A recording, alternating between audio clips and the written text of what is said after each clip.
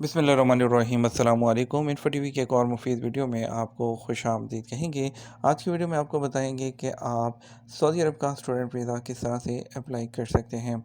बहुत से जो है फ़ॉरेन और इंटरनेशनल जो स्टूडेंट्स हैं, सऊदी अरब में जो एक्सपेंड होती हुई सूरत हाल है, सऊदी अरब में जो जॉब अपॉर्चुनिटीज़ हैं, जो स्टडी अपॉर्चुनिटीज़ हैं, इसके अलावा उसको देखते हुए यहाँ की यूनिवर्सिटीज़ जो हैं वो टॉप की रैंकिंग्स में आना शुरू हुई है। तो बहुत से लोग यहाँ पढ़ना भी चाहते हैं, बहुत से लोग चाहते हैं उनके बच्चे यहाँ आकर पढ़ें और उसके बारे में जानना चाहते हैं कि किस तरह से वो स्टूडेंट वीज़ा अप्लाई कर सकते हैं। आज की वीडियो में आपको बताएंगे। सऊदी अरब में आपको शॉर्ट टर्म और लॉन्ग टर्म दो तरह के स्टूडेंट वीज़ा मिलते हैं। शॉर्ट टर्म वीज़ा जो होता है आपका, अगर डिपेंड करता है डिप्लोमा या सर्टिफिकेट कर रहे हैं तो 3 माह का वीज़ा होता है, और आपकी अगर डिग्री या कोई प्रोग्राम कर रहे हैं तो आपका वीज़ा उससे ज़्यादा होगा, आपके डिग्री के हिसाब से होगा।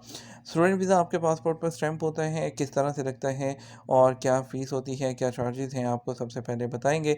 और आपको बताते हैं इसके प्रोसीजर स्टार्ट करने के लिए सबसे पहले तो आपको यूनिवर्सिटी कॉलेजेस देखने हैं जहाँ पर आप एडमिशन लेना चाहते हैं, या आप अपने बच्चे का, भाई का, किसी का भी एडमिशन करवाना चाहते हैं, तो आप सबसे पहले सर्च करेंगे यूनिवर्सिटी जो यहाँ टॉप की हैं, उनमें आप एडमिशन के लिए अप्लाई करेंगे। एडमिशन आपका अगर सक्सेसफुल हो जाता है, वहाँ पर आपको जो यूनिवर्सिटी कॉलेज है एक्सेप्ट कर लेते हैं, तो आपकी जो यूनिवर्सिटी है या कॉलेज है वो जो है जो मिनिस्ट्री है उनसे रिक्वेस्ट करेगा आपके वीज़ा की, यानी कि वो यूनिवर्सिटी जो कॉलेज है वो अप्लाई करेगा मिनिस्ट्री ऑफ फॉरेन अफेयर मूफा से आपके स्टूडेंट वीज़ा की ऑथराइजेशन के लिए।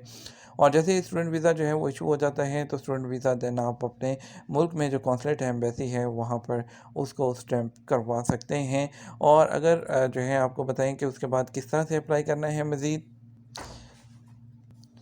आपके पास सबसे पहले 6 माह का वैलिड पासपोर्ट होना चाहिए, एटलीस्ट 2 पेजेस आपके एम्प्टी होने चाहिए।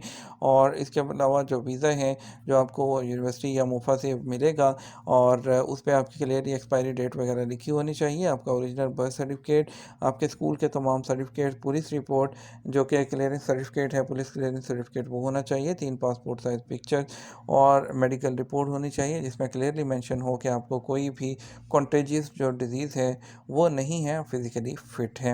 और मेडिकल रिपोर्ट 3 माह से ज़्यादा पुरानी नहीं होनी चाहिए। वीज़ा प्रोसेसिंग जो है वो समटाइम्स 3 माह भी लग जाते हैं, और अगर खुद से अप्लाई करते हैं समटाइम जल्दी भी हो जाता है।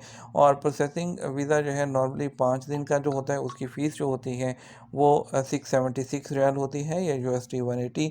और अगर रश प्रोसेस करते हैं तो 3 डेज़ और टोटल कॉस्ट $782 आती है। और स्टूडेंट वीज़ा की जो अपनी फ़ीस होती है वीज़ा निकलवाने की, वो सिर्फ 50 रियाल होती है। उम्मीद करते हैं आपको आज की वीडियो पसंद आई होगी। वीडियो को लाइक और शेयर कीजिएगा, दोस्तों के साथ शेयर भी कीजिएगा। अस्सलाम वालेकुम।